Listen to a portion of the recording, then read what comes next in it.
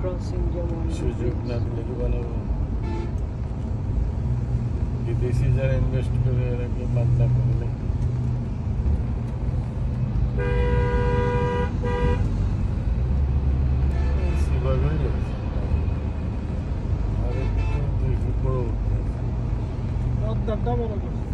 পদ্মারটা বড় করছি নাকি? তুই না পারস নাই বুঝলে কেমন?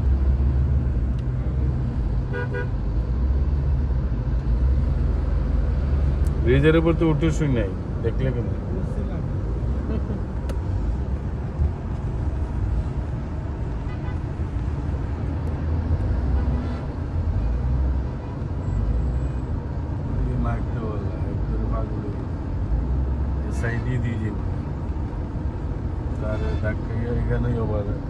ওভারটেকিং করবো সবাই।